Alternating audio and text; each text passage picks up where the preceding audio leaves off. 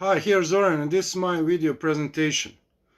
I grew up in former Yugoslavia, which was once a unified country, and is split up in a bloody civil war. The city where I was born is Mostar. This is Mostar. It is located in southeastern Bosnia and Herzegovina.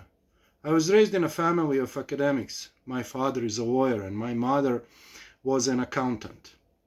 Until 1991, my child rearing was peaceful, and I grew up in a big family with grandparents, uncles and aunts around me.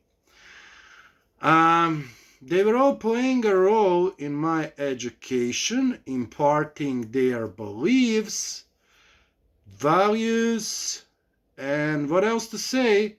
Yeah, gender roles, very important. Yeah. In the summer of 1991, war started and I had to move to Belgrade. Belgrade is a present capital of Serbia. What was the last question? Yeah, the last question was why I'm at Centennial College. Okay, first of all, I have to say that I moved from Belgrade to Toronto in 2008 after my graduation. I finished finance and banking, but I have never aspired to work in an office. So the change of career was required. Ultimately, my interest lies in healthcare and nursing, where I would like to finish my working career. Okay. This is me. This is my grandfather. As I mentioned previously, I grew up in a collective environment where commonalities were shared and the gender roles were emphasized. Individualism was not considered beneficial. The highest status in the family was with the oldest member. It was generally accepted that oldest are wisest. My grandparents, I can say that, my grandparents left the biggest imprint on me, but the first life lessons were instilled from them. First life learning lessons were instilled from them. Okay. Let's go on another picture. This is me when I came into the Belgrade. This is Belgrade, the capital of Serbia. And let us move further. This is the biggest Orthodox monastery in the world. And this is me before I left Belgrade and moved to Tirana. So why I'm mentioning this? I'm mentioning this because of another reason. Later on, especially upon arrival in Toronto, self-reliance and independence became my primary focus. I learned to operate individually, so the group or collective, let's say, stopped representing an ideal for me. On the other hand, in 2016, so there is a contrast that happened to me. So first I learned how to function individually, and then I had a reminiscence, and I'll explain why. On the other hand, in 2016, after a short time together, my wife and I moved in Sweden. We lived there for 2.5 years, happily got married 2018 in Stockholm. Why I'm mentioning this? Because while we were in Sweden, all of my reminiscence of collectivism revealed itself again. Alone, as a couple, in a foreign country, where my wife was establishing her career while I was discovering a new career for me, and I had to learn to speak Swedish language.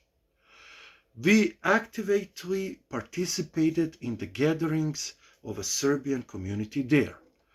The collective embrace of community helped alleviate the change in country, culture, and loneliness. It seems like groups are not desirable unless you're really in need for them. Okay, let us move to another Okay, this is my family. This is my mother. This is my father with my daughter in Belgrade. This is my sister who lives in Mississauga. And me. Okay, this is a happy family on the airport. My wife, my father, my daughter, me, my mother.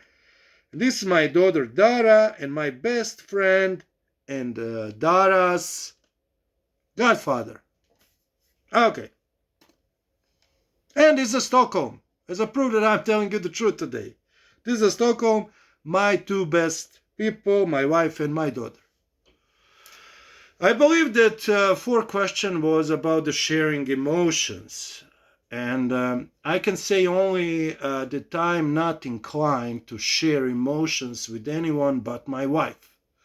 She is my soulmate, and I feel secure when I talk to her. Anyways, in my culture, feelings are hidden, and any exposure make them kind of irrelevant, except with the nearest ones.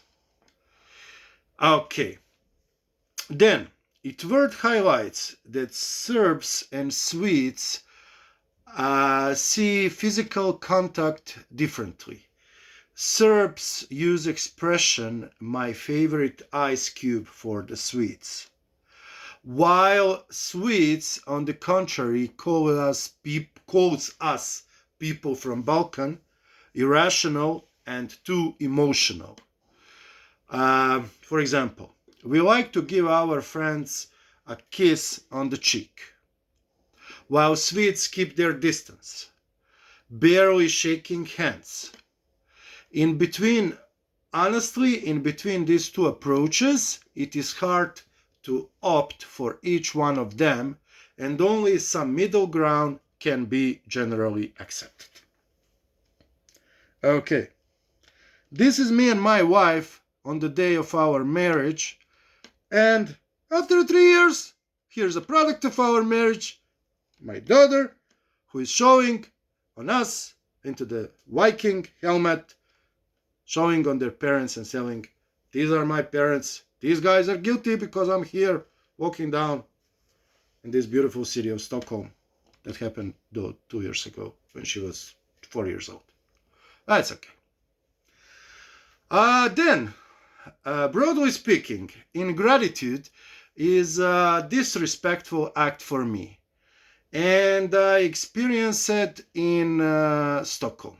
One night after a party, my wife and I offered the hospitality to our new Swedish friends. They stayed the night, but then they never called us back. I'm not sure what we did wrong, given we offered them a place to sleep, to stay at night, and breakfast the next morning. I still wonder, why did they react so silently after they left our house? According to our experience, ingratitude is not considered disrespectful universally. So I was thinking that is disrespectful, but according to my experience, it seems like it is not accepted to be disrespectful universally. Culture-wise, I'm inclined to refer to the authorities with a title. Whilst, to be honest with you, numerous times I testified different picture, and I could not distinguish differences in authority between parties involved. I belong to ones who are ambiguous, kind of ambiguous, between high or low power distance. If I may add, my opinion is that in companies with a strong hierarchy, high power distance is preferable. While on the other hand, like for example, the education low power distance is, I would say, optimized. Generally speaking, I disagree that subordinates share the same level of responsibility as authorities.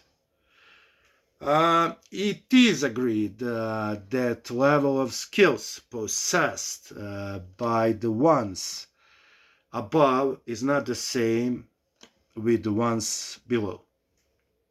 Being an authority is not for nothing. Therefore, people in power deserves credibility. People in power deserve credibility. I'm sorry, grammatical mistake. Then I have to explain you cultural conditioning. But before of that, let's move. Oh, this is Dara.